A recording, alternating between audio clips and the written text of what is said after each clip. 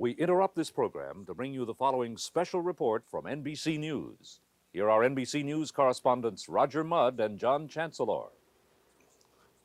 Good evening. We are told that the Algerian aircraft carrying the 52 American hostages released in Iran today has arrived at Boumediene Airport in Algiers, and we're going to try to show you pictures of that airplane now.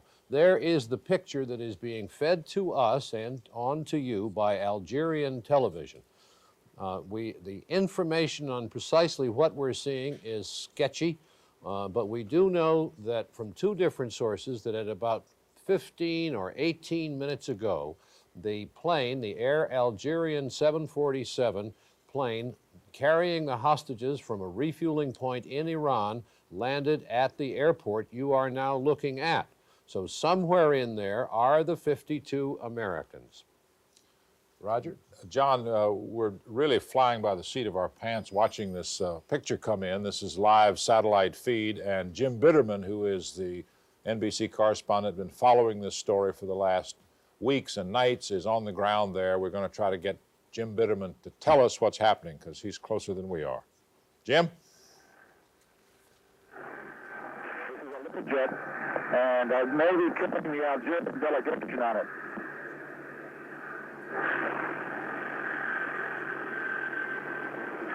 Okay, John, the plane that's now popping up is a little jet.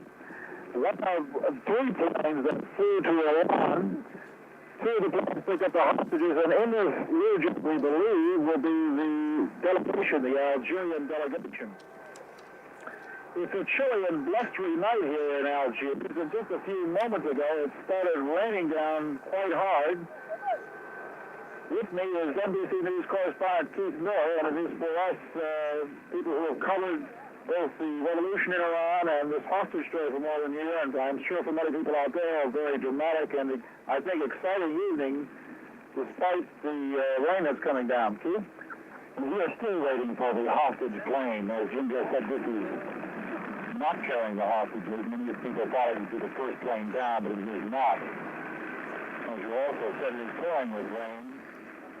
Most of the international press are standing out, along with members of the U.S. Embassy here. There's going to be a schedule of a former hostages, and I think we have a rundown on that. Yeah, we have a fairly good idea of what's going to happen tonight.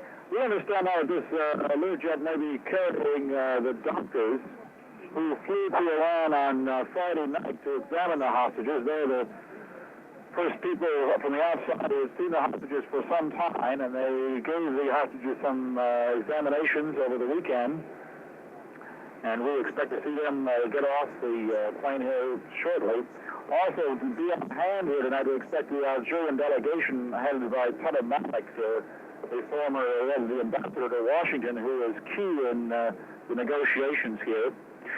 Basically, what we think is going to happen when the hostage plane arrives is that the hostages will be led off into a VIP lounge, which is right off the tarmac. And there are American officials in there. We believe they include the American ambassador here in Algiers, as well as Warren Christopher and the others here.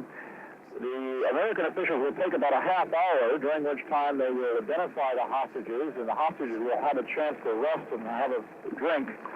And then the foreign minister, the Algerian foreign minister, Mohammed Ben Yahya, who has been so instrumental in negotiating the hostages release, will make a speech which we're being told could last up to 20 minutes.